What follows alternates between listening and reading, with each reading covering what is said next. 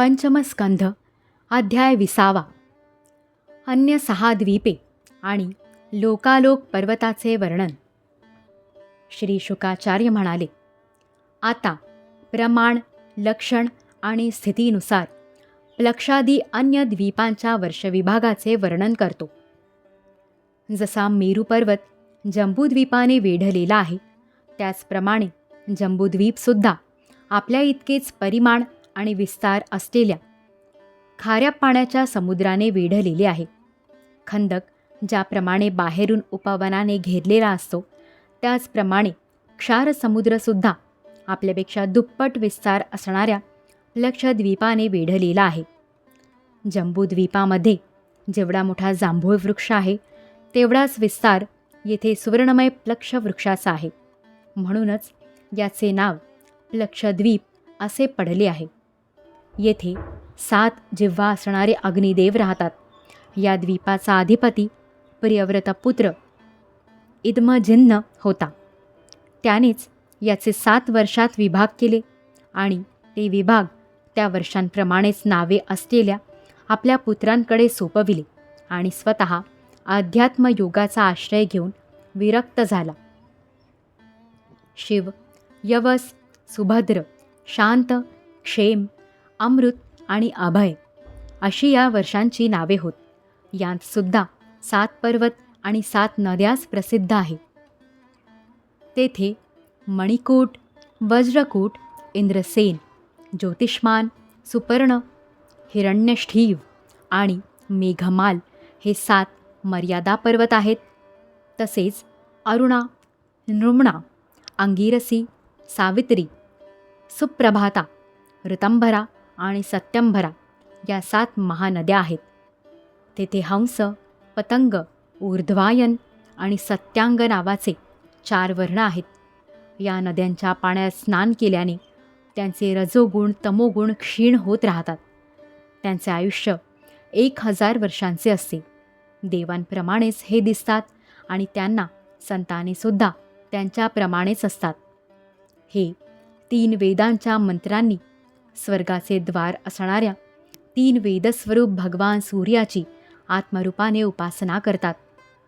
ते म्हणतात, जो सत्य आणि ऋत, वेद आणि शुभाशुभ फलांचा अधिष्ठाता आहे, त्या पुराणपुरुष विष्णुस्वरूप भगवान सूर्याला आम्ही शरण जातो.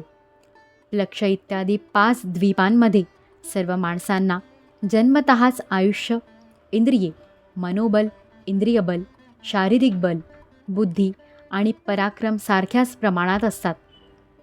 लक्षद्वीप आपल्या इतक्याच विस्ताराच्या उसरसाच्या समुद्राने वेढलेले आहे. त्याच्यापुढे त्याच्या दुप्पट विस्तार असलेले शाल्मली द्वीप आहे. ते तेवढ्याच विस्ताराच्या मध्याच्या सागराने वेढलेले आहे. लक्षद्वीपाच्या पाकर वृक्षासारखाच तेथे सावरीचा वृक्ष आहे.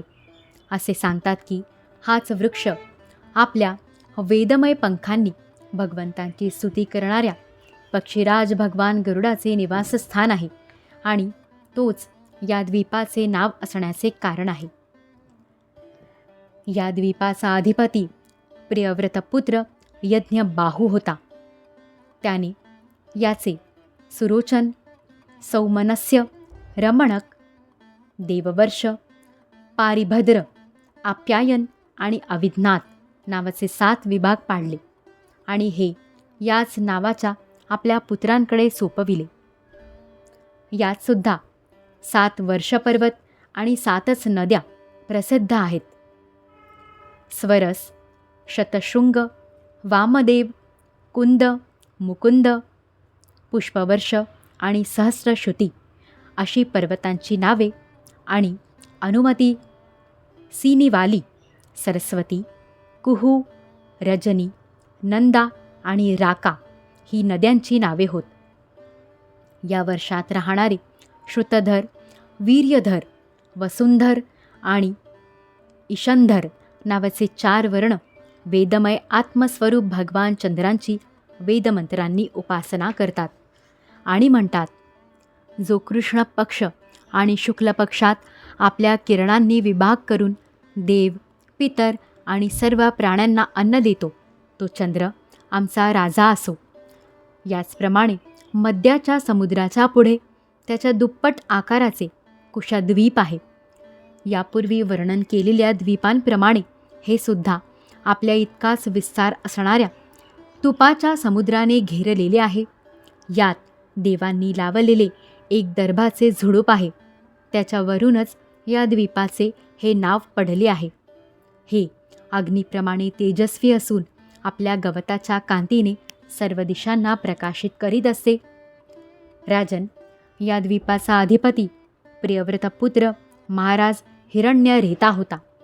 त्याने आपल्या द्वीपाचे 7 विभाग करून त्यांपैकी एक आपले 7 पुत्र वसु, वसुदान, दृढरुची, नाभिगुप्त, सुत्यव्रत, विविक्त आणि वामदेव यांना दिले आणि स्वतः तो तप करण्यासाठी निघून गेला.